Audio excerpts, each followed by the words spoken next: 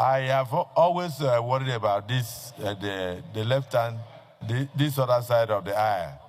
But I'm no longer worried. If they like, let them all move here. So I'm not worried. I wanted a few of them to remain.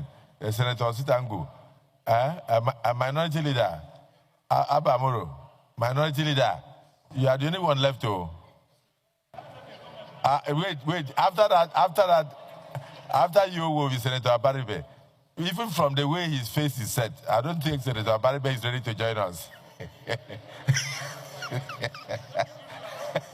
No, don't give me any update yet. Your party is in tatters. I don't know, what are you waiting for? So, the civil senator, man, look at Abaribe.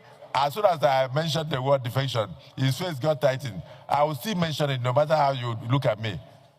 You are the only one left there, Senator Abaribe. Even if Amoro is on his way to join me. Hello, everyone. Welcome back to Newsroom Naija. We're back the big stories shaping Nigerians' politics and society without the noise. Today, we are diving into a very sensitive controversy involving Senate President Godswill Akpabio and a remark that many Nigerians feel crossed a serious line. This is the time for you to subscribe if you have not already done that. Like this video as well. Leave your thoughts-provoking comments in the comment section. Also, this story touches on something deeper: leadership, empathy, and the moral tone of those who govern us. So, let's take it slow, piece by piece. What exactly did Akpabio say? Why are people angry? And what does it really say about our political culture? According to reports from the Daily Post and other major outlets, during a Senate plenary session, Akpabio was addressing the state of opposition parties, PDP, Labour Party, and ADC. And in the heat of that political banter, he said, and I quote, "I am in total sympathy with what's going on. The PDP is on the ground, their umbrella is torn. The Labour Party is scattered. ADC Airline, ADC crashed. Sorry, ADC crashed even before it took off." And then he laughed. Laughter echoed across the chamber. Now, that line, ADC crashed, might sound like a casual political jab, but the problem is, ADC wasn't just a political acronym that day. It's also the name of ADC Airlines, whose flight 053 crashed in 2006, killing 96 people, including Reverend Sultan of Sokoto, Muhammadu Maccido.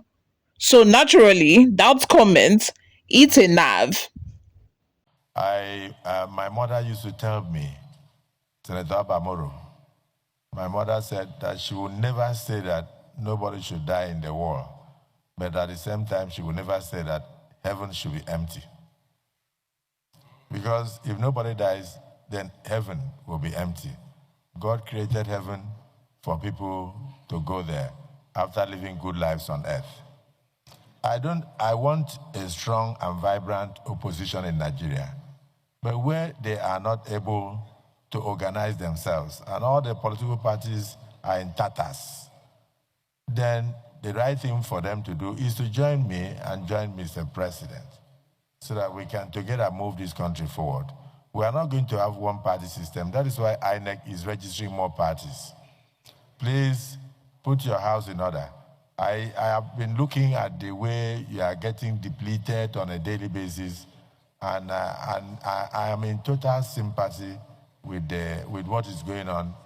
The PDP is on the ground, the umbrella is torn, the Labour Party is scattered, the Accord Party is no more. ADC crashed. Sorry, ADC even crashed before it took off.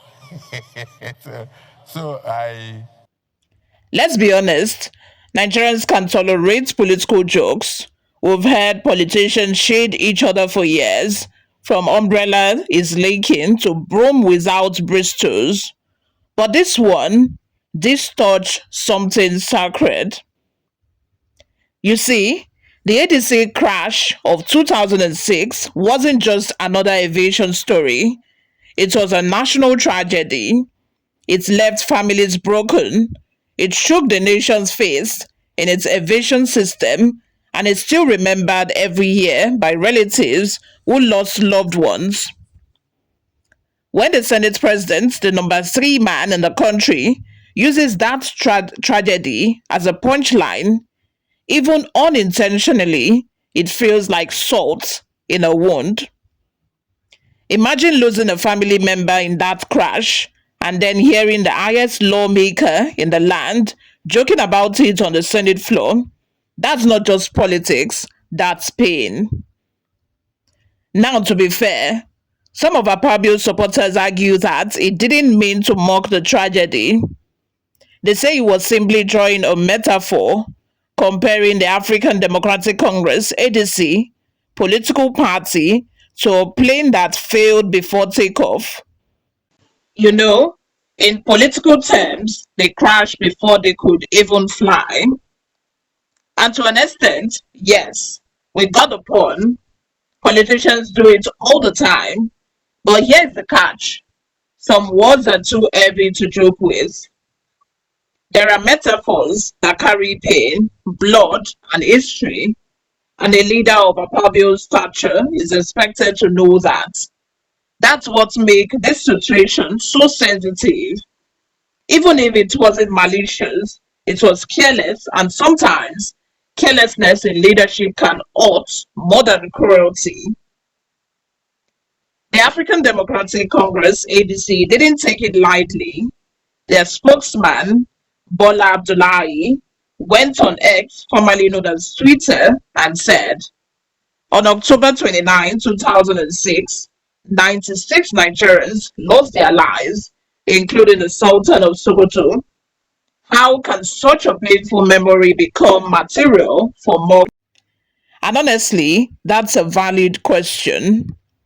It wasn't just about politics anymore. It became about respect, respect for the dead, respect for the office of the Senate President, respect for the collective grief of Nigerians.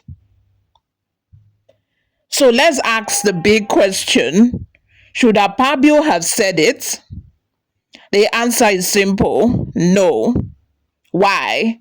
Because public figures are custodians of public emotions. Every word they say carries weight, not just to their supporters, but to the whole country. Even if it was meant to be as a joke, jokes have context, and this one, coming from the Senate floor, wasn't the place or the time. Leadership requires a filter. If ordinary citizens have to think about what they tweet, then our leaders should think even harder before they speak in the nation's chamber. This moment also exposed something about Nigerians' current political tone: a creeping lack of empathy in leadership. We are in an era where mockery has replaced decorum, where political wins seem more important than emotional intelligence. We've seen it before: leaders making light of hardship, using tragedies for campaign points, laughing through moments that demand silence. It's like we've normalized insensitivity, and when people protest, we call them too emotional. But here's the truth: nations are built on shared emotions. When leaders lose empathy, citizens lose trust. And when trust dies, governance becomes performance, not service. As of now, Akpabio hasn't publicly apologized, but calls are growing louder from the ADC, from civil society groups, and from ordinary Nigerians on social media who feel let down. Some say he should just apologize, it will end there. Others believe an apology isn't enough. They want a formal statement of retraction and a reflection on the Senate floor. Whatever the case, this controversy won't fade quickly, because in a country that's already grieving, over insecurity, poverty, and distrust, words like these deepen the cracks. At the end of the day, this is bigger than Akpabio. It's about the kind of politics we're building in Nigeria. One where we either use words to heal or use them to wound. The ADC crash was a tragedy. 96 people died. Families are still living with the memory. It deserves silence, honor, and reflection, not laughter. Leadership isn't just about titles, it's about tone. The tone that sets the moral rhythm for the nation. So maybe, just maybe, this controversy can serve as a mirror, not just for Akpabio, but for all of us in public life, because words matter, and sometimes a careless sentence or statement can hurt more than silence ever could. This is Newsroom Nigeria, and as always, I'm Oluwayomi Temilola. Thanks for listening, and as always, stay thoughtful. I'll see you all in my next video. Bye for now.